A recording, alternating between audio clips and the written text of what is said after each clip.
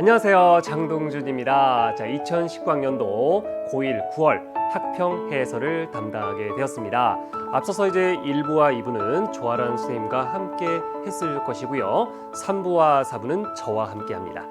우리 친구들 일단 제가 늘 말씀드리는 거지만 일단 시험 보느라 고생 많았고 그 시험 결과에 대해서 일희일비하지 마라라는 말씀을 드리고 싶습니다. 일단 이제 이 결과에 주목하는 것이 아니라 이 결과를 통해서 그죠? 틀린 문제에 주목하는 게 중요합니다. 그래서 틀린 문제에 대해서 기분 나빠하게 생각하지 마시고 틀린 문제에 고마워해라.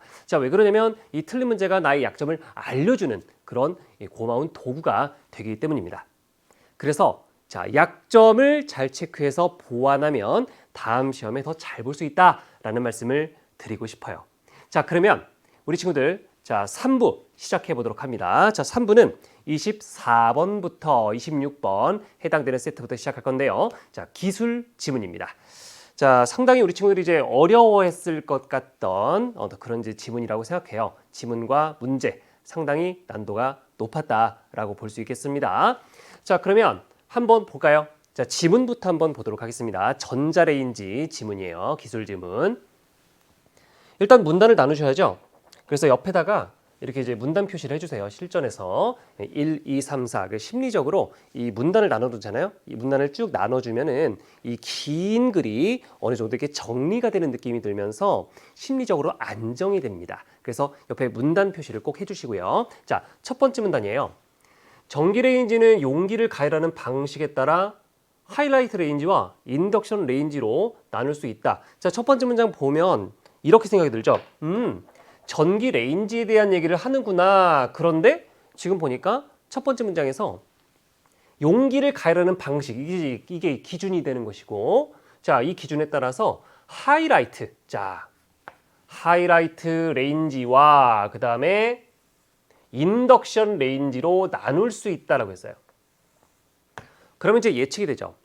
그러면 하이라이트 레인지와 그 다음에 인덕션 레인지에 대해서 설명을 하겠구나. 이렇게 예측하면서 읽으시면 됩니다. 그리고 이제 하이라이트 레인지와 그 다음에 인덕션 레인지였던 그런 특징, 이런 것들을 좀 이렇게 구별해서 기억을 해줘야 되겠죠. 하이라이트 레인지는 시작합니다. 상판 자체를 가열해서 열을 발생시키는 직접 가열 방식이고 라고 했어요. 직접 가열 방식. 그 다음에 인덕션 레인지는 상판을 가열하지 않고 전자기 유도 현상을 통해 용기에 자체적으로 열을 발생시키는 무슨 방식이다? 유도 가열 방식이다 라고 했습니다. 그래서 우리가 하이라이트 레인지와 인덕션 레인지의 차이점에 주목해서 우리가 정보를 이제 나눠서 그죠? 구별해서 기억하면 되죠. 그러면 두 번째 문단 가봅니다. 하이라이트 레인지는 주로 니크롬으로 만들어진 열선을 원형으로 배치하고 열선의 열을 통해 그 위에 세라믹 글라스판을 직접 가열한다 라고 했습니다. 지금 두 번째 문단 첫 시작이 지금 하이라이트 레인지는 이라고 이렇게 시작을 하고 있어요. 그러면 이제 우리가 두 번째 문단에서는 이제 이 두 가지에 대해서 이 전체 그래서 이제 두 가지를 이제 얘기할 것 같은데 하이라이트 레인지를 먼저 이제 얘기하는구나 이렇게 생각하시고 가야 됩니다. 그 다음에 우리가 비문학 읽을 때요. 앞에 읽었던 내용들을 날리고 읽으면 안 됩니다. 앞에 읽었던 내용을 할 때 저장하려고 노력해야 됩니다. 첫 번째 문단의 내용을 기억한 상태에서 두 번째 문단 내용을 기억한 상태에서 세 번째 문단 이런 식으로 누적해서 읽어가야 합니다. 아시겠죠? 그래서 하이라이트 레인지는 주로 니크롬으로 만들어진 열선을 원형으로 배치하고 열선의 열을 통해 그 위에 세라믹 글라스 판을 직접 가열한다 라고 돼 있어요. 그래서 이렇게 계속 가봅니다. 이렇게 발생한 열이 용기에 전달되어 음식을 조리할 수 있게 된다. 그래서 하이라이트 레인지는 비교적 다양한 소재의 용기를 쓸 수 있지만 에너지 효율이 낮아 조리 속도가 느리고 상판의 잔열로 인한 화상의 우려가 있다. 그래서 하이라이트 레인지의 특성이 이런 것들이 있구나 라고 이제 체크하시면 되겠습니다. 그 다음에 세 번째 문단이죠. 인덕션 레인지는 시작을 보니까 인덕션 레인지는 이라고 시작합니다. 그럼 이제 두 번째 문단과 세 번째 문단. 두 번째 문단은 하이라이트, 세 번째 문단은 인덕션이니까 역시 차이점을 중심으로 우리가 이 특성을 비교해야 됩니다. 인덕션 레인지는 표면이 세라믹 글라스판으로 되어 있고, 그렇죠. 그러니까 아까 전에 분명히 하이라이트 레인지는 주로 니크롬, 자, 니크롬으로 만드는 열선을 원형으로 배치하고 열선의 열을 통해 그 위에 세라믹 글라스판을 직접 가열한다라고 했어요. 그런데 여기서는 표면이 세라믹 글라스판으로 되어 있고 이렇게 되어 있죠. 그래서 세라믹 글라스라는 표현이 지금 위에서도 나와 있지만 분명히 자, 인덕션과 하이라이트의 어떤 그런 이제 이 내용이 다른 거다라고 하는 것을 기억하면서 우리가 읽어가야 해요. 자, 그 밑에 나선형 코일이 설치되어 있다. 그래서 전원이 켜지면 코일에 2만 헤르츠 이상의 고주파 교류 전류가 흐르면서 그 주변으로 1초에 2만 번 이상 방향이 바뀌는 교류 자기장이 발생하게 되고 그 위에 도체인 냄비를 놓으면 교류 자기장에 의해 냄비 바닥에는 수많은 폐로가 생겨나며 이렇게 되어 있습니다. 자, 이걸 갖다가 우리가 정보를 체크하면서 따라가야 되는데 보면은 자, 전원이 켜지면은 뭐가 흐르면서 고주파 교류 전류가 흐른다. 그리고 그 다음에 교류 자기장이 발생하게 된다. 이런 식으로 순서 촥 이런 식으로 흐름을 갖다가 쭉 체크하면서 따라가야 됩니다. 이해되시죠? 그래서 그렇게 교류 자기장이 발생하게 되고 그 다음에 그것에 의해서 냄비 바닥에는 뭐가 생겨요? 냄비 바닥에는 수많은 폐회로. 자, 폐로 여기 지금 별표가 되어 있는데 밑에 지금 뜻이 나와 있어요. 전류가 흐를 수 있도록 구성된 회로라고 되어 있죠. 이런 것들 우리가 이제 잘 참고하면서 읽으면 됩니다. 자, 그래서 수많은 폐로가 생겨나며 순서 지금 계속 따라오면서 이렇게 파악하면 돼요. 자, 그래서 계속 읽어보면은 그 회로 속에 소용돌이 형태의 유도 전류인 맴돌이 전류가 발생한다. 자, 그래서 유도 전류인 맴돌이 전류가 발생까지. 그래서 지금 아까 전에 화살표 쭉쭉 이렇게 가면서 흐름을 이제 탔잖아요. 그래서 여기까지 유도 전류인 맴돌이 전류까지 이렇게 흐름을 타고 기억해야 됩니다. 자, 이때 흐르는 맴돌이 전류가 냄비 소재의 저항에 부딪혀 줄열 효과가 나타나게 되고요. 계속 이렇게 이어서 그죠? 연결해서 흐름을 파악해야 됩니다.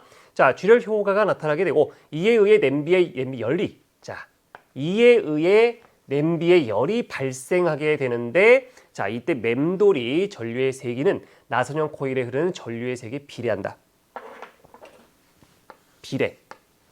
우리가 자, 비례 반비례 관계 이런 것들은 출제소로 많이 활용되는 것들이잖아요. 그래서 지금 보면 뭘 할 수 있습니까? 이 마지막 부분 보면은 맴돌이 전류의 세기, 그 다음에 또 나선형 코일에 흐르는 전류의 세기, 이 두 정보 간의 어떤 그런 관계를 알 수 있는 부분이기 때문에 그죠? 출제소로 잘 활용되는 부분이고 실제로 활용되었고요. 그래서 이런 부분 보면 우리가 그냥 넘어가지 말고 정보 간의 관계를 묻는 어떤 그런 문제 혹은 선지가 나오겠다 이렇게 이제 예측을 하고 읽으시면 좋습니다. 자, 그 다음에 인덕션 레인지의 가열 원리 보겠습니다. 자, 네 번째 문단이죠. 자, 인덕션 레인지의 가열 원리는 이라고 이렇게 시작하고 있어요. 자, 그러면 우리가 이렇게 생각해 볼 수 있어요. 자, 하이라이트에 대한 얘기는 좀 적게 배치했구나. 주로 뭐에 대해서 많이 얘기했습니까? 인덕션 레인지에 대해서 많이 얘기하는구나. 이렇게 살짝 생각을 하시고요. 그 다음에 이 인덕션 레인지의 가열 원리는 이제 강자성체의 자기 이력 현상과도 관련이 있다라고 해서 자, 좀 읽어보면 이 네 번째 문단은 그 26번의 보기 있죠. 26번의 보기와 같이 연관 지어서 읽으면 더 이해가 잘 될 수 있다라는 것을 말씀드리고요. 자, 그래서 인덕션 레인지의 가열 원리에 대해서 나올 겁니다. 자, 강자성체의 자기 이력 현상과도 관련이 있다라고 했어요. 자, 어떤 거? 강자성체의 자기 이력 현상.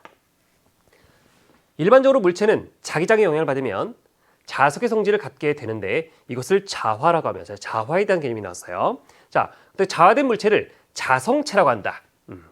그래서 자화가 뭔지, 그다음에 자성체가 뭔지 이해하시면 되고, 그다음에 자성체의 자화 세기는 물체에 가해준 자기장의 세기에 비례하여. 자, 비례 이런 거 중요하다고 했습니다. 정보 간의 관계를 묻는 그런 선지로 잘 나올 수 있어요. 그래서 자, 자성체의 자화 세기는 물체에 가해준 자기장의 세기에 비례하여. 이런 것들은 이제 밑줄 치고 넘어가면 좋아요. 나중에 이 부분이 이제 출제 요소로 활용됐을 때 빠르게 이 해당되는 부분으로 찾아갈 수 있으니까요. 그래서 비례하여 커지다가 자, 그 다음 내용 보시면은 쭉쭉. 자, 자성체의 자와 세기는 물체에 가해준 자기장의 세기에 비례하여 커지다가, 잘 보세요. 커지다가 자, 일정 값 이상으로는 더 이상 커지지 않는데, 자, 이 부분 중요했죠. 이 부분 출지우서로 활용되었죠. 이 부분 중요했습니다. 그래서 더 이상 커지지 않는다. 계속 이렇게 증가하지 않는다 그런 얘기죠. 그래서 이를 자기 포화 상태라고 한다. 그래서 자기 포화 상태가 어떤 건지 잘 기억을 해 주시면 되고요. 자, 이때 물체에 가해준 자기장의 세기를 줄이면 자와의 세기도 줄어들기 시작하며, 그래서 보세요. 자, 자기장의 세기를 줄이면 자와의 세기도 줄어들기 시작한다. 그래서 자기장의 세기와 자와의 세기와의 관계 체크하시면 되고, 그죠? 외부의 자기장이 사라지면 자석의 성질도 사라진다. 역시 이렇게 정보 간의 관계 체크해 놓습니다. 외부의 자기장, 자석의 성질. 자, 그런데 강자성체의 경우에는 외부 자기장의 세기가 줄어들어도 자와의 세기가 상대적으로 천천히, 자, 어떻게? 천천히 줄어들게 되고, 자, 외부 자기장이 사라져도 어느 정도, 이 부분 중요하죠. 외부 자기장이 사라져도 어느 정도 자화된 상태를 유지하게 되는데, 자, 이걸 뭐라고 한다? 자, 자기 이력 현상이라고 한대요. 그래서 이런 부분, 자기 이력 현상. 그러니까 이 지문이 왜 어렵냐면 정보량이 많아요. 막 이런 정보 나왔다가 저런 정보 나왔다가 지금 한 문단에 지금 정보가 몇 개가 나오는 거예요. 그래서 이런 게 전형적인 정보량이 많은 지문이에요. 주로 이제 과학이나 기술 지문에서 많이 이제 이런 패턴이 보입니다. 하지만 우리가 연습해야 돼요. 자성체에 남아있는 자와의 세기를 또 잔류작이라고 한다. 그죠?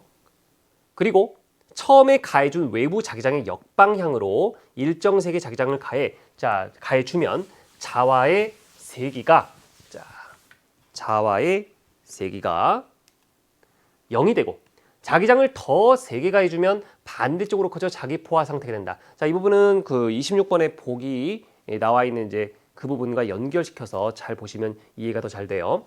자, 이런 과정을 반복하면 자기장의 세기에 따른 자와의 세기는 일정한 곡선을 그리게 되는데, 이를 자기 이력 곡선이라고 한다. 자, 그리고 자기 이력 곡선이 지금 26번 보기에 나온 거죠.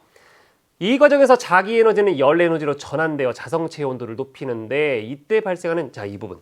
이때 발생하는 열 에너지는 자기 이력 곡선의 내부 면적과 또 비례한다. 그래서 지금 보면 이 열 에너지와 자기 이력 곡선의 내부 면적과의 또 이제 관계, 정보 간의 관계가 또 언급이 되었습니다. 상당히 까다로운 지문이에요. 우리 친구들이 실전에서 더 어렵게 느꼈을 겁니다. 그렇죠? 만약 인덕션에 사용하는 냄비의 소재가 강자성체인 경우 자기 이력 현상으로 인해 냄비에 추가로 열이 발생하게 된다라고 되어 있습니다. 그래서 이 네 번째 문단이 상당히 길었고 매우 힘들게 우리 친구들이 독해했을 것이다 라고 생각이 됩니다.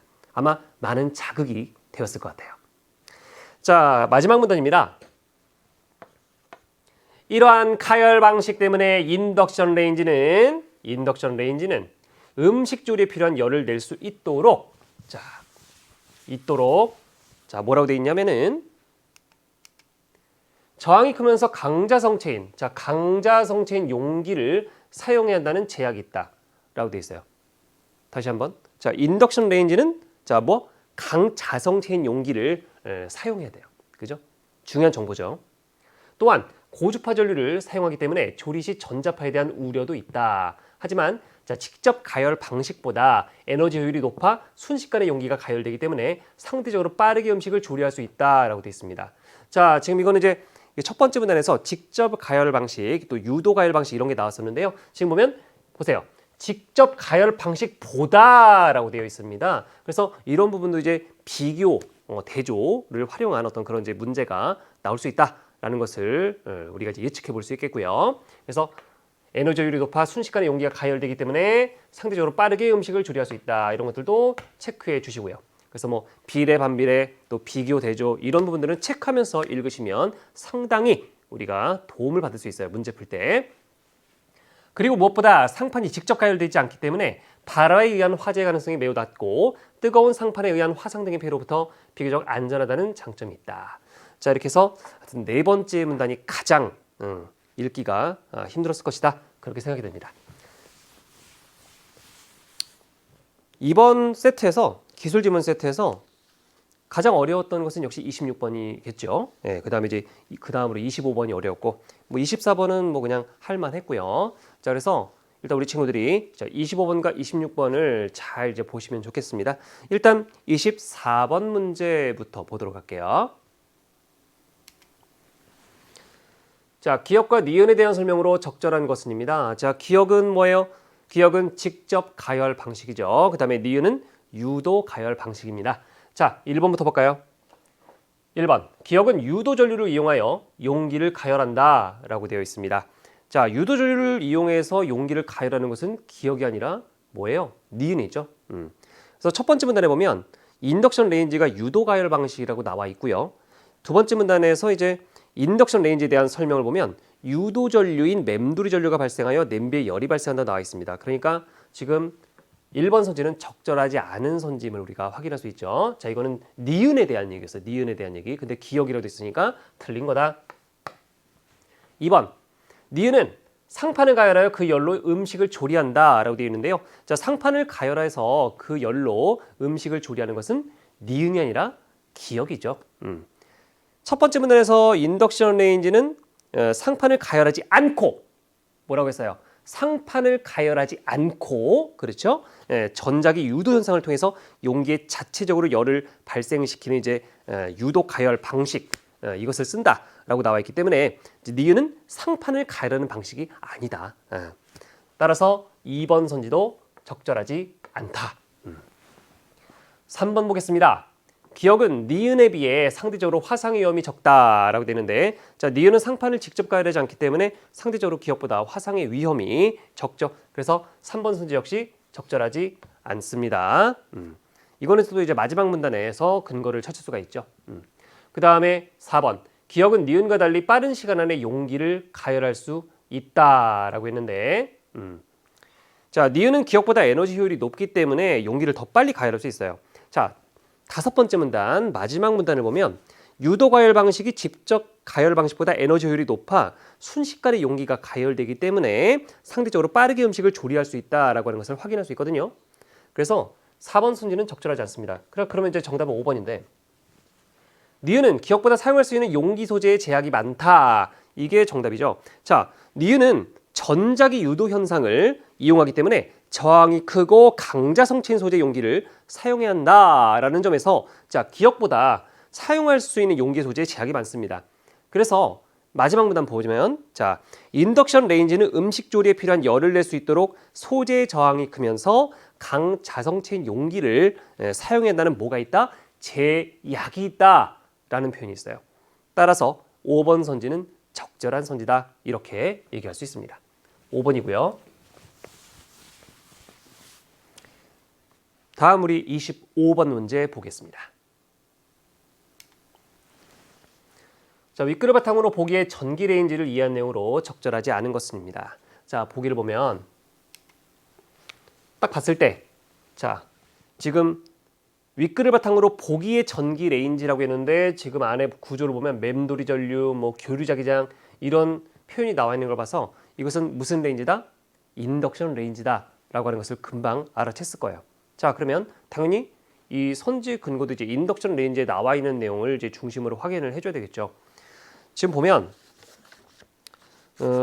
모두 세 번째 문단에 이제 근거가 있어요. 그죠?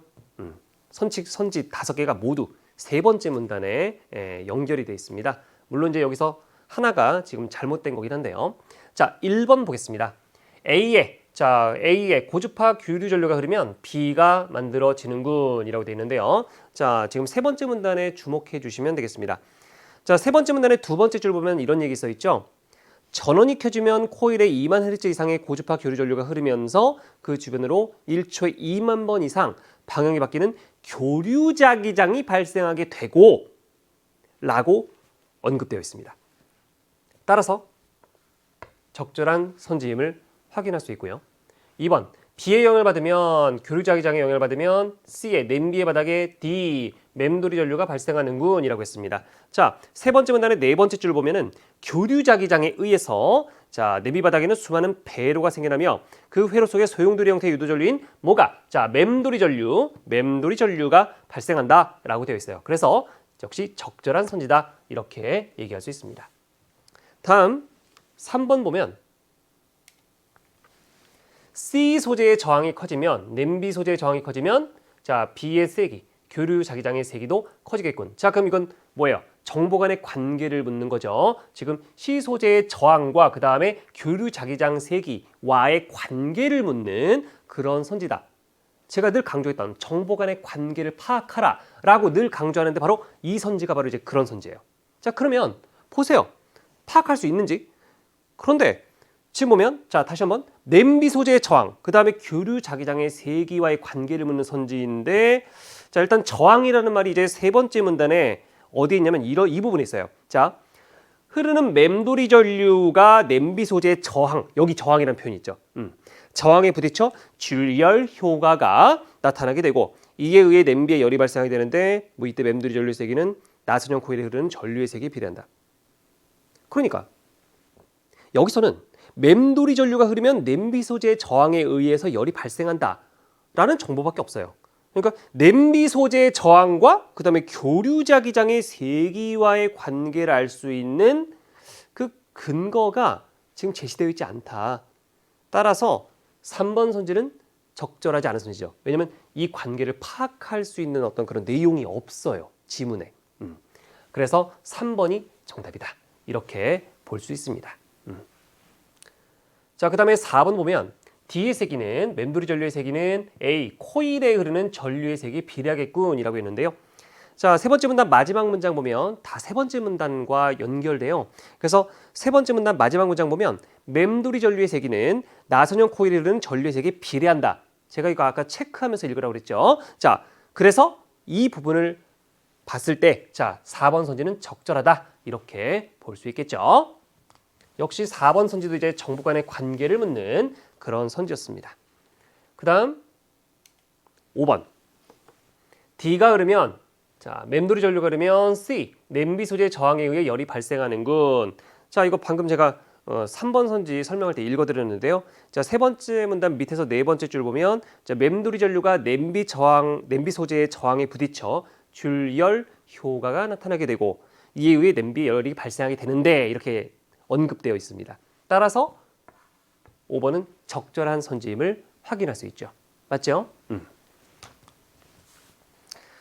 자, 그래서 정답은 3번이 됩니다. 자, 그러면 다음 우리 26번 보도록 하겠습니다. 자, 보면 이제 윗글을 바탕으로 보기를 이해한 내용으로 적절하지 않은 것은입니다. 자, 3점짜리 문제였고 3점다운 그런 이제 어려운 문제였다. 대표 문항이었다. 이렇게 볼 수 있어요. 자, 보기를 보면 아래 그림은 두 물체 A, B의 자기장의 세기에 따른 자와 세기의 변화를 나타낸 자기 이력 곡선이다. 자, 자기 이력 곡선이란 말이 어디 있었나요? 지문에. 네 번째 문단에 있었죠. 그래서 이제 이 문제를 풀기 위해서는 네 번째 문단에 나와 있는 내용을 잘 봐야 됩니다. 잘 보면서 우리가 이 선지의 적절성을 판단해야 합니다. 자, 그러면 자, 이렇게 나와 있었고요. 자, 1번부터 볼게요. 자, 1번부터 보면 자, 외부 자기장이 사라져도 자석의 성질을 지닌다는 점에서 그런 점에서 A와 B는 모두 인덕션 레인지 용기의 소재로 적합하겠군이라고 되어 있어요. 자, 일단 A와 B는 모두요. 이것도 A랑 B 모두 지금 보면은 자기 이력 현상이 나타나는 강자성체에 해당이 됩니다. 자, 왜 그러냐면 자, 자기 이력 곡선을 보면은요. 어때요? 지금 자기장이 이제 0 이쪽으로 간다는 것은 이제 자기장이 이제 사라진 거잖아요. 그죠? 지금 여기 0을 기준으로 해가지고 이쪽으로 가면 이제 자기장이 사라진 거예요.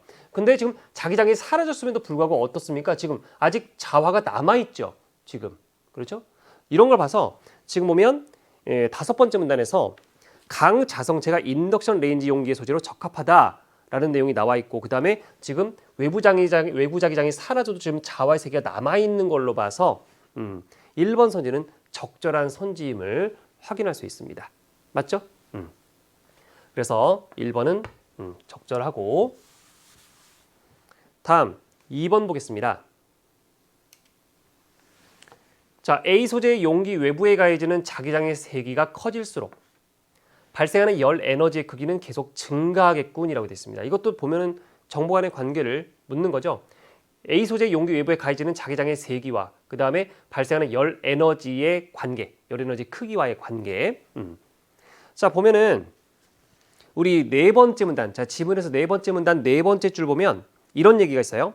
자, 자성체의 자와 세기는 물체에 가해준 자기장의 세기에 비례하여 뭐하다가 커지다가 일정 값 이상으로는 더 이상 커지지 않는다. 커지다가 일정 값 이상으로는 더 커지지 않아요.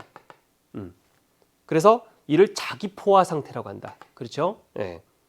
그러니까 A 소재의 용기 외부에 가해지는 자기장의 세기가 점점 계속 커지더라도 A 소재가 자기포화 상태에 이르면, 그죠?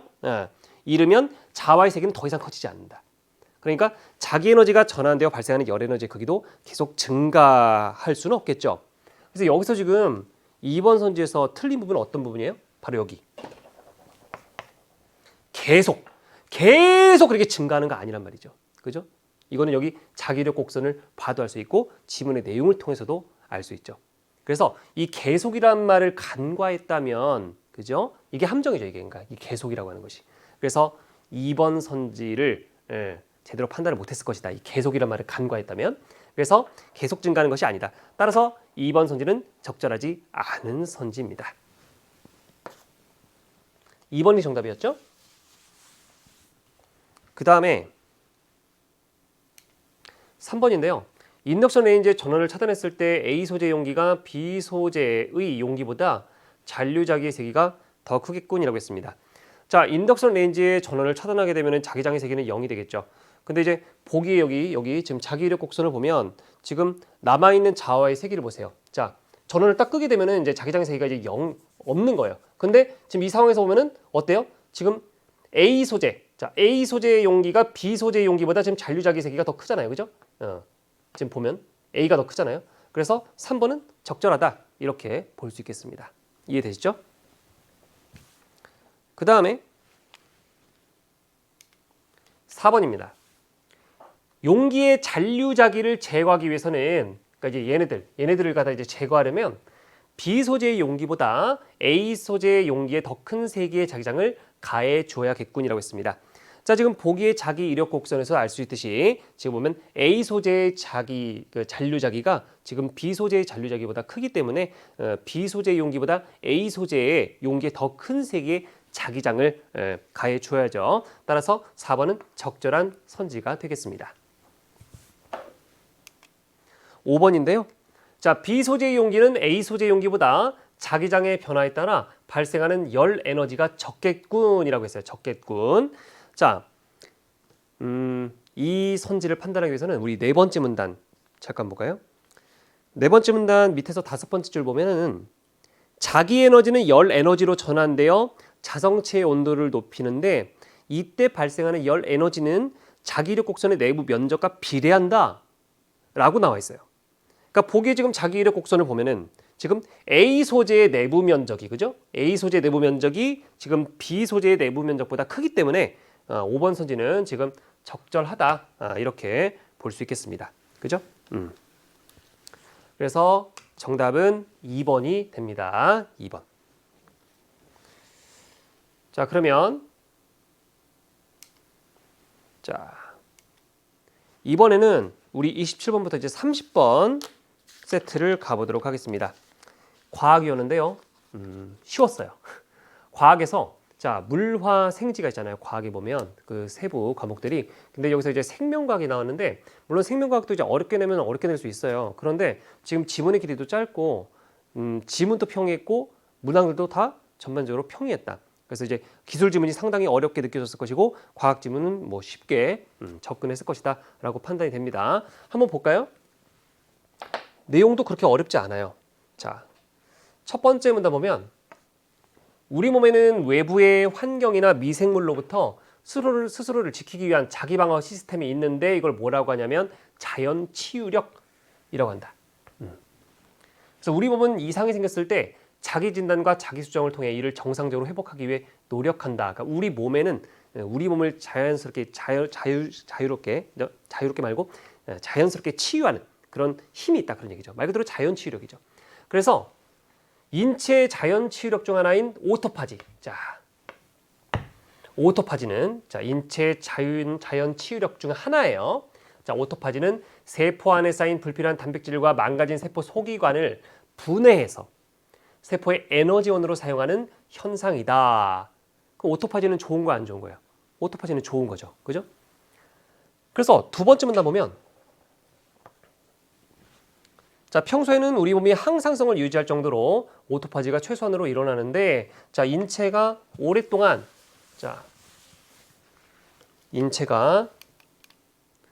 영양소를 섭취하지 못하거나 해로운 균에 감염되는 등 스트레스를 받으면 활성화된다. 자, 예를 들어서 자, 앞에 부분이 잘 이해가 안 되면 이제 뒤의 내용을 통해서 이해하면 되죠.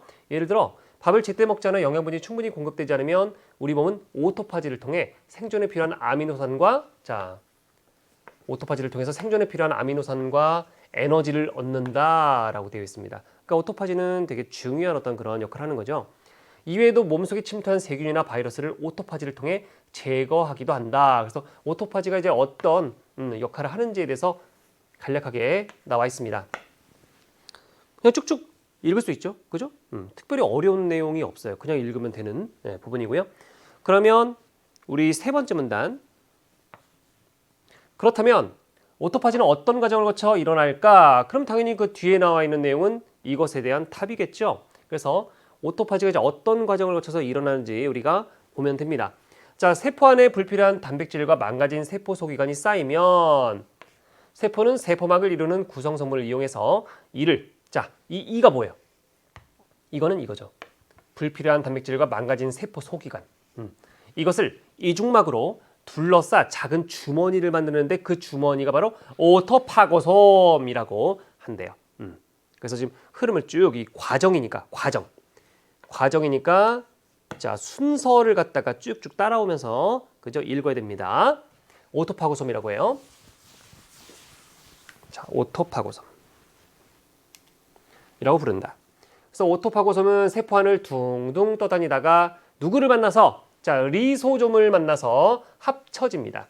그래서 리소좀은 자, 이 부분 이제 리소좀에 대한 얘기 나오는데 리소좀은 단일막으로 둘러싸인 구형의 구조물로 자, 그 속에 가수 분해 효소를 가지고 있어 오토파지 현상을 주도하는 역할을 한다. 그래서 리소좀이 이제 어떤 구조인지 그죠? 그다음에 오토파지 현상을 주도하는 역할을 한다. 어떤 역할을 하는지에 대해서 나오고 있네요. 그래서 이제 이 오토파고솜과 리소좀이 합쳐지면 뭐가 된다? 자, 발음하기 좀 어려워요. 오토파고리소좀이 되는데 자, 리소좀 안에 있는 가수 분해 효소가 어디 안에 있는? 리소좀 안에 있는. 이거를 이제 출제소로 활용했었죠. 그죠? 28번 문제. 그래서 리소좀 안에 있는 가수 분해 효소가 오토파고솜 안에 있던 쓰레기들을 잘게 부수기 시작한다. 네. 그래서 순서대로 그죠? 기억하시면 되고 분해가 끝나면 막이 터지면서 막 안에 들어있던 잘린 조각들이 쏟아져 나온다. 그리고 이 조각들은 에너지원으로 쓰이거나 다른 세포 소기관을 만드는 재료로 재활용된다. 그래서 쭉쭉 이렇게 순서 체크하면서 그죠? 과정을 체크하면서 읽어주시면 됩니다. 자, 특별하게 뭐 어려운 부분은 없었어요. 자, 그래서 마지막 문단 보면 자, 네 번째 문단이죠. 네 번째 문단. 이러한 오토파지가 정상적으로 작동하지 않으면 불필요한 단백질과 망가진 세포 소기관이 세포 안에 쌓이면서 그죠? 오토파지가 얘네들을 이제 분해하는 건데 이게 오토파지가 정상적으로 작동되지 않으면 당연히 이 안 좋은 것들이 쌓이겠죠. 그래서 세포 내 항상성이 무너져 노화나 질병을 초래한다. 그래서 과학자들은 자, 여러 가지 실험을 통해서 무엇을? 오토파지를 어떻게 하면 활성화시킬 수 있을까? 자, 오토파지를 활성화시키는 방법을 연구하거나 오토파지를 이용해 병을 치료하는 방법을 찾고 있다라고 되어 있죠. 그래서 자연치유력에는 방금 얘기했던 오토파지 말고 또 면역력이라든지 많이 들어봤을 거예요. 그 다음에 아포토시스 등이 있다. 저도 이거는 이번에 처음 들어봤습니다. 이건 자연치유력과 면역력은 많이 들어봤는데 아토포시스는 처음 들어봤어요. 면역력은 질병으로부터 우리 몸을 지키는 방어 시스템이다 하고 끝났습니다. 면역력이 여기서 끝. 그 다음에 아포토시스는 개체를 보호하기 위해서 비정상 세포, 손상된 세포, 노화된 세포가 어떻게 스스로 사멸하는 과정으로 우리 몸을 건강한 상태로 유지하게 하는 거죠. 그래서 면역력과 아포토시스에 대한 설명은 아주 짧게 나왔습니다. 이러한 현상들을 통해 우리는 우리 몸을 지킬 수 있는 것이다. 자, 이렇게 나와 있고요. 자, 그러면 우리 문제 풀어보도록 하겠습니다. 27번 보겠습니다. 자, 윗글의 표제와 부제로 가장 적절한 것은 이라고 되어 있는데요. 자, 1번부터 볼까요? 세포의 재생 능력, 리소솜의 구조와 기능을 중심으로 라고 되어 있습니다. 일단 여기서는 이제 세포의 분해에 대한 얘기가 주를 이루고 있고요. 세포의 재생 능력에 대한 얘기는 지문에서 이제 언급이 안 되고 있죠. 그리고 지금 보면 리소솜의 구조와 기능에 대한 얘기는 뭐 세 번째 문단에 살짝 있긴 한데, 그죠? 뭐 세 번째 문단 보면 리소솜은 단일막으로 둘러싸인 구형의 구조물로 그 속에 뭐 가수 분해 요소를 가지고 있어 오토파지 현상을 주도하는 역할을 한다라고 나와 있기 때문에 뭐 리소솜의 구조 간단하게 나와 있고 뭐 기능도 간단하게 나와 있다고 볼 수 있어요. 하지만 이런 리소솜의 구조와 기능은 되게 부분적인 정보이기 때문에 부제로서는 부적합하고, 그리고 이것을 중심으로 이제 세포의 재생 능력을 얘기하는 건 아니잖아요, 또. 그래서 표제 부제로 적절하지 않다. 2번은 인체 자연 치유력, 오토파지 원리를 중심으로. 2번이 정답이죠. 지금 보면은 인체 자연 치유력의 개념을 첫 번째 문단에서 정의를 하고, 그다음에 오토파지의 개념, 그다음에 또 기능 과정 등을 제시했고, 오토파지 원리를 중심으로 인체 자연 치유력을 서술하고 있기 때문에 자, 2번에 제시된 표제 부제가 가장 적절하죠. 네. 뭐 어렵지 않게 2번 체크하셨을 거예요, 다들. 그다음 3번 질병을 예방하는 방법, 세포의 면역력을 중심으로라고 했는데, 자, 이 글에서는 세포의 면역력을 중심으로 질병을 예방하는 방법에 대해서 얘기한 게 아니라 질병에 걸렸을 때 이를 회복하기 위한 자연 치유력에 대해서 얘기를 하고 있습니다. 따라서 표제 부제다 적절하지 않고요. 4번 노화를 막기 위한 방법이라고 했는데, 자, 그리고 아포토시스의 원리를 중심으로. 근데 아포토시스가 마지막 문단에 언급되어 있지만은 뭐 아포토시스의 원리라고 할 수 있는 그런 부분이 없고, 그 다음에 뭐 오토파지나 면역력 또 아포토시스의 활성화가 뭐 노화를 막기 위한 방법이다라고 하는 것을 마지막 문단을 통해서 살짝 알 수 있지만, 이건 이제 뭐 부분적인 정보고 글 전체를 대표할 수 있는 정보라고 보기는 어렵죠. 따라서 표제와 부제 모두 적절하지 않습니다. 그다음에 이제 5번 보면 아마 27번 문제를 틀렸다면 5번을 체크했을 가능성이 높을 것 같아요. 왜냐면 우리 몸의 자기 면역 방어라고 되어 있는데요. 첫 번째 문단에 보면 이런 얘기 있죠. 우리 몸에는 외부 환경이나 미생물로부터 스스로를 지키기 위한 자기 방어 시스템이 있는데 이를 자연 치유력이라고 한다. 그러니까 첫 번째 문단의 내용에 따르면 우리 몸의 자기 면역 방어, 이게 곧 자기 면역 자연 치유력에 대한 거니까 뭐 표제로 해도 뭐 나쁘진 않다. 그렇죠? 틀린 건 아니다라고 볼 수 있습니다. 그러니까 이제 표제의 자격이 될 수는 있어 이게. 자, 그런데 지금 부제 보면은 오토파지를 활성화시키는 방법을 중심으로라고 했는데, 자, 이거 분명히 있었죠. 오토파지를 활성화시키는 방법이라는 게 어딘가 있었습니다. 어디 있었냐면은 네 번째 문단에 있었는데요. 네 번째 문단 보면 이렇게 나와 있어요. 과학자들이 그것을 연구하고 있다라고 나와 있죠, 그냥. 이걸 전체에서 이거를 중점적으로 다루진 않았어요. 그죠? 그냥 과학자들이 이거를 연구하고 있다 정도만 나왔죠. 그죠? 그러니까 부제가 잘못된 거다 이렇게 볼 수 있겠습니다. 정답은 2번이에요. 그 다음 28번 보겠습니다. 자, 이것도 뭐 이제 보기에 그림이 나와 있기 때문에 뭐 어려워 보이지만은 막상 들어가면 이게 뭐야 할 정도로 뭐 쉬운 문제. 그래서 28번 보면 윗글을 바탕으로 보기를 이해한 내용으로 적절하지 않은 것은인데요. 선지 근거는 모두 세 번째 문단에 있었습니다.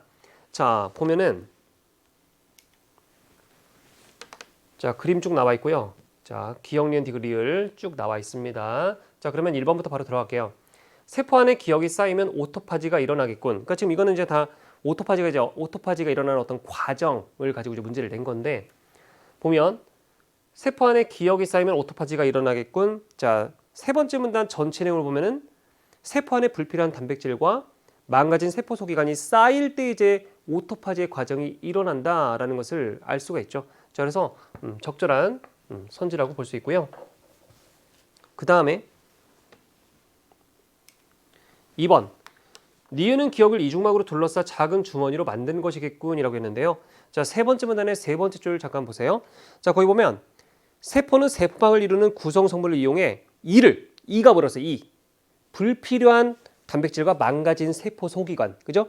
이것을 이중막으로 둘러싸 작은 주머니를 만든다. 이 주머니를 뭐라고 그런다? 오토파고솜. 그러니까 이거는 적절한 선지죠, 그죠? 그 다음 3번. 이게 정답이었죠. 자, 니은이 디귿과 결합하면 오토파고솜이 리소솜과 결합하면 자, 니은 안에 가수분해 요소가 라고 되어 있는데 자, 이거 재밌죠? 보면 니은이 아니라 뭐예요? 디귿이죠, 디귿. 보면은 세 번째 문단에서 오토파고솜과 리소솜이 합쳐지면 어디 안에 있는? 리소솜 안에 있는, 그죠? 리소솜 안에 있는 가수분해 요소가 오토파고솜 안에 있던 불필요한 단백질과 망가진 세포 소기관을 잘게 분해한다는 내용을 확인할 수 있어요. 그러니까 니은이 아니에요. 오토파고솜 안에 가수분해 요소가 아니고 리소솜 안에 가수분해 요소예요. 그래서 3번이 틀린 거예요. 그죠? 그래서 3번 정답이고요. 그러니까 이게 어려운 문제가 아니라고요. 근데 이게. 4번. 분해가 끝나면 막이 터지면서 리을 안에 잘린 조각들이 쏟아져 나오겠군. 자, 세 번째 문단 밑에서 세 번째 줄 보면은요. 분해가 끝나면 막이 터지면서 막 안에 들어있던 잘린 조각들이 쏟아져 나온다라고 되어 있습니다. 그래서 뭐 바로 적절하다라고 판단될 거고요. 예. 그 다음에 5번 보면 리을에서 나온 조각들은 에너지원으로 쓰이거나 재활용되겠군. 역시 세 번째 문단 마지막 문장 보세요. 이 조각들은 에너지원으로 쓰이거나 다른 세포 소기관을 만드는 재료로 재활용된다. 이렇게 언급되어 있죠. 그래서 적절한 선지입니다. 자, 그 다음에 우리 29번. 자, 기억과 니은에 대한 설명으로 가장 적절한 건데요. 자, 기억은 오토파지. 그 다음에 니은은 아포토시스. 발음하기가 좀 힘들어요. 자, 그럼 1번 보겠습니다. 자, 기억은 니은과 달리 세포 소기관보다는 개체를 보호하기 위해 일어난다라고 했는데요. 자, 일단 기억이 개체를 보호하기 위해서 일어나다는 내용은 없죠. 개체 보호에 대한 얘기는 니은에 해당이 되죠. 자, 마지막 문단에 보면 이제 아포토시스에 대한 얘기 나와 있는데 거기 보면 아포토시스는 무엇을 보호하기 위해? 개체를 보호하기 위해 자, 비정상 세포, 손상된 세포, 노화된 세포가 스스로 사멸하는 과정 이렇게 나와 있어요. 따라서 1번 선지는 적절하지 않은 선지고요. 2번, 니은은 기억과 달리 손상된 세포가 스스로 사멸함으로써 우리 몸의 항상성을 유지한다라고 되어 있습니다. 정답이죠? 자, 아포토시스는 거의 손상된 세포가 스스로 사멸함으로써 우리 몸의 항상성을 유지하는 그런 현상이고요. 오토파지는 세포 안에 쌓인 그런 이제 불필요한 단백질과 망가진 세포 소기관을 분해해서 재활용해가지고 우리 몸의 항상성을 유지하는 현상이기 때문에 적절한 선지입니다. 3번 보면 니은은 기억과 달리 우리 몸에 영양 공급이 부족하거나 바이러스가 침투했을 때 발생한다라고 했는데요. 자, 두 번째 문단에서 오토파지는 우리 몸에 영양 공급이 부족하거나 바이러스가 침투했을 때 발생한다라는 내용을 확인할 수 있습니다. 그러니까 적절하지 않음을 확인할 수 있죠. 그 다음에 4번은 기억과 니은은 모두 생존에 필요한 아미노산과 에너지를 다량으로 얻기 위해 작동한다. 아미노산과 에너지, 이거 두 번째 문단에 보면 밥을 제때 먹잖아 영양분이 충분히 공급되지 않으면 우리 몸은 무엇을 통해? 오토파지를 통해서 생존에 필요한 아미노산과 에너지를 얻는다. 근데 아포토시스에 관한 내용이 나와 있는 그 마지막 문단에 보면은 아미노산과 에너지에 대한 얘기가 따로 없죠. 그러니까 지금 이 4번 선지에 나와 있는 내용은 기억에만 해당되는 내용이다 라고 볼 수 있어요. 그래서 이것도 틀렸고 5번 기억과 니은은 모두 작동 과정에서 세포가 분해되어 다른 세포 소기관을 만드는데 활용된다. 자, 이거는 기억에만 해당되는 설명 같아요. 왜냐하면 세 번째 문단에서 오토파지는 세포의 일부를 분해하고 분해된 조각들이 다른 세포 소기관을 만드는 재료로 활용된다는 내용이 있어요. 그러니까 지금 이 나와 있는 내용은 5번에 나와 있는 내용은 기억에는 해당이 돼요. 근데 지금 아포토시스 같은 경우는 개체를 보호하기 위해서 손상된 세포가 사멸하는 거예요. 사멸하여 우리 몸을 건강한 상태로 유지한다. 이렇게 했으니까 세포가 분해돼서 다른 세포 소기관을 만드는 데 활용된다? 이거는 이제 니은하고는 연결이 안 돼요. 아포토시스하고는 연결이 되지 않습니다. 그래서 다시 한번 정리하면 5번에 나와 있는 내용은 니은에는 해당 안 되고 기억에만 해당되는 내용이기 때문에 5번 선지는 적절하지 않은 선지다. 이렇게 얘기할 수 있단 말이죠. 자, 그러면 우리 30번. 자, 어휘 문제 나와 있습니다. 쉬운 문제라서 보너스 문제라고 생각했을 것 같아요. 30번입니다. 문맥상 의미가 A와 가장 가까운 것은 이라고 되는데요. 자, A를 보면은 자, 어떻게 되어 있습니까? 자, A. 그렇죠. 이 A는 무엇이라고 가리켜 말하거나 이름을 붙이다의 의미로, 그죠? 그 4번에 보면은 도덕 기준이 없는, 이거 도덕 기준이 없는 혼돈 상태를 아놈이라고 부른다의 부르다와 같은 의미예요. 예, 그래서 정답은 4번 이렇게 바로 체크하셨을 것 같습니다. 자, 1번에 그는 속으로 쾌재를 불렀다. 이때 불렀다는 만세 따위를 소리내어 외치다의 의미가 되겠고요. 2번에 푸른 바다가 우리를 부른다. 이때 부르다는 어떤 방향으로 따라오거나 동참하도록 유도하다라는 의미입니다. 3번에 그 가게에서는 값을 비싸게 불렀다. 이때 부르다는 값이나 액수를 얼마라고 말하다의 의미고요. 5번에 그녀는 학교 앞을 지나가는 친구를 큰 소리로 불렀다. 이때 부르다는 말이나 행동 따위로 남을 오라고 하다라는 의미가 되겠습니다. 그래서 30번은 4번이 정답이 되죠. 자, 이렇게 해서 우리가 27번에서 30번 세트 자, 해결을 해 보았습니다. 자, 그러면 우리 31번에서 33번 보면은요. 자, 고전 시가가 지금 제시되어 있습니다. 자, 보시면 이게 뭐예요? 유민탄이죠. 유민탄. 유민탄 그 제목을 보면 뭐 옆에 한자가 나와 있기도 한데요. 유민이 뭡니까? 떠돌아다니는, 유랑하는 백성들. 탄은 탄식이죠. 그러니까 떠돌아다니는 백성들에 대한 탄식 정도로 생각하시면 되고, 아마 처음 보는 작품이었을 거예요. 이 작품을 알고 있는 친구가 있었을까요? 있었다면 수강후기에 좀 글 좀 남겨주세요. 그래서 이 작품은 아마 우리 친구들이 처음 봤겠지만 막상 요거 현대풀이 된 걸 읽어보면 그렇게 어렵지 않았을 거예요. 결국 어떤 내용입니까? 그냥 백성, 그죠? 백성이 이제 곤궁하게 산다. 그래서 이제 관리가 개입해가지고 백성들을 좀 도와줘야 된다. 뭐 이런 얘기잖아요, 그죠? 그래서 쭉 읽어보면 어렵지 않습니다. 백성들의 어려우며 뭐 반복해서 이제 운율을 형성하고 있죠, 그죠? 흉년 들어 너희들은 먹을 것이 없구나. 나는 너희들을 구제할 마음이 있어도 너희들을 구제할 힘이 없구나라고 되어 있습니다. 예. 그래서 나는 이제 화자라고 생각하면 되죠. 백성들의 괴로움이요. 그럼 이제 이렇게 문맥을 봤을 때 이 너희들은 누구다? 백성들이다라는 것을 알 수가 있습니다. 그래서 날이 추워 네가 이불이 없을 때 저들은 너희들을 구제할 힘이 있어도 너희들을 구제할 마음이 없구나라고 했어요. 그래서 이 저들, 갑자기 저들이 누구야? 이렇게 생각하는데 뒤에 읽어보면 원컨대 잠시라도 소인배의 마음을 돌려서 군자의 생각을 가져보게나, 군자의 귀를 빌려 백성의 말을 들어보게나. 그래서 백성은 할 말이 있어도 임금은 알지 못하니 오늘 백성들은 모두 살 곳을 잃었구나. 그래서 궁궐에서는 매양 백성을 걱정하는 조선을 이르는데 지방관청이 전해져서는 한갓 헛된 종이 조각이라고 되어 있습니다. 그러니까 궁궐에서는 백성을 걱정하는 조선을 이르는데 실제로 현장에 가서는 이게 제대로 이 백성을 걱정하는 이런 것들 제대로 된 해결책 같은 게 적용되지 않는다. 그런 현실을 보여주는 것이고, 서울에서 관리를 보내 백성의 고통을 물으려 역마로 날마다 300리를 달려도 백성들은 문턱에 나설 힘도 없어. 어느 겨를에 마음속이를 말이나 하겠소 라고 되어 있습니다. 어느 겨를에 마음속이를 말이나 하겠소. 마음속이를 말할 수 없다, 그런 얘기죠. 그래서 이거는 이제 서리적 표현인데 활용되었죠. 출제서로 활용되었고, 비록 한 고을에 한 서울관리 온다고 해도 서울관리는 귀가 없고 백성은 입이 없다네. 그래서 어떤 고을의 서울의 관리가 파견이 되었어도 이게 문제가 해결이 안 된다, 그런 것을 보여주는 거죠. 서울관리는 귀가 없고, 진짜 귀가 없을까요? 그 얘기가 아니고 안 듣는 거예요. 백성들의 고충을 안 듣는 거예요. 백성은 또 이제 얘기를 할 수 없는 어떤 그런 상황.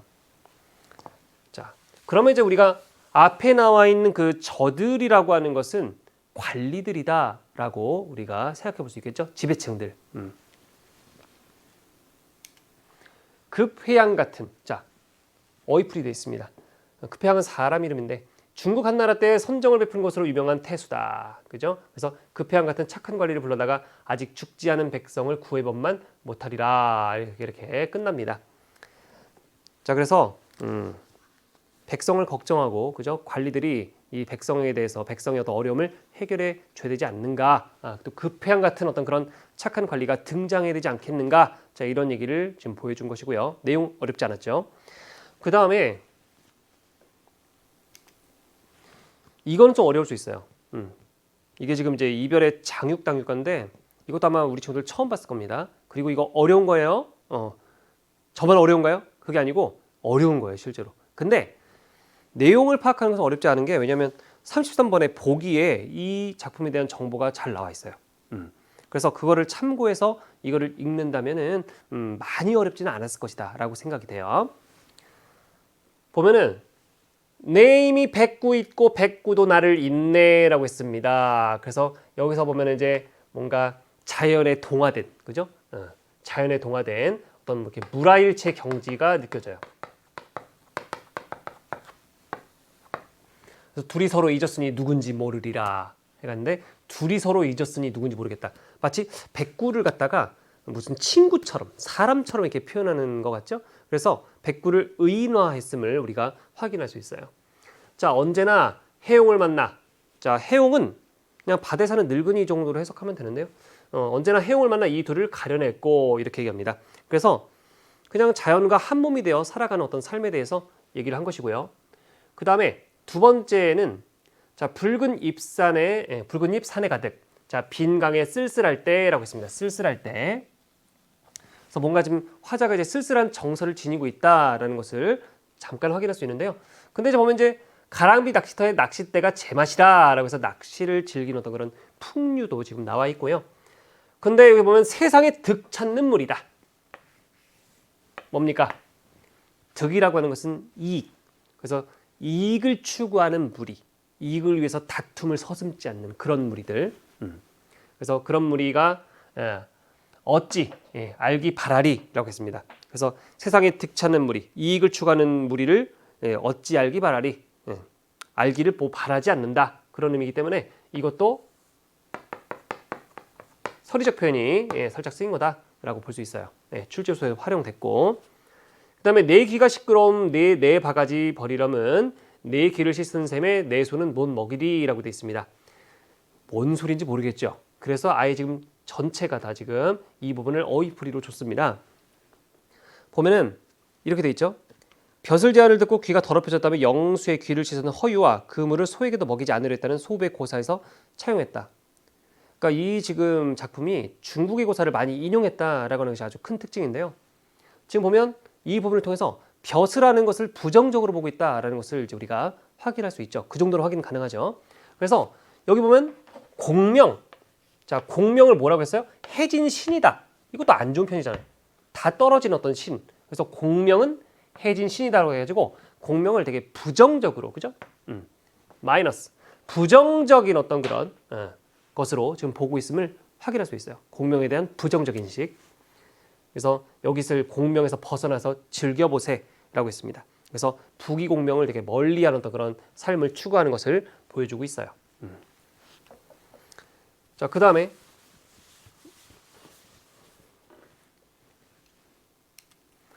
자, 옥계산 흐르는 물 못 이루어 달 띄우네라고 했습니다. 자, 지금 정황을 보니까 이제 옥계산은 화자가 지금 거하고 있는 어떤 공간이라고 볼 수 있고요.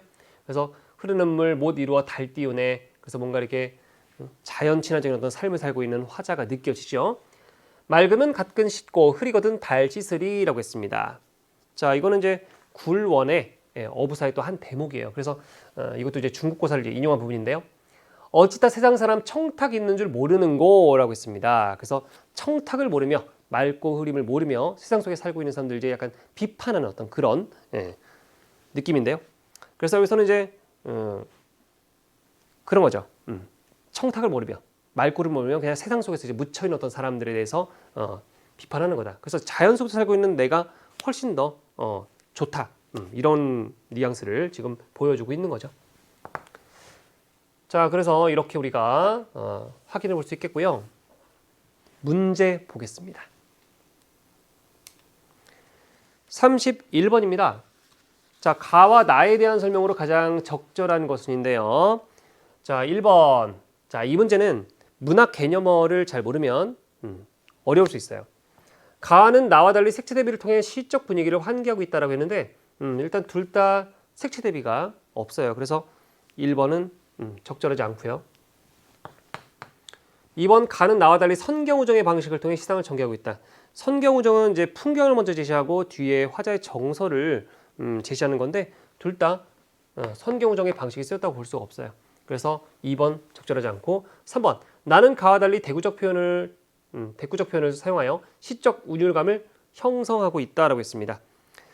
지금 보면 나는 가와 달리라고 했는데 지금 가나 둘 다 대구적 표현이 나타나 있어요.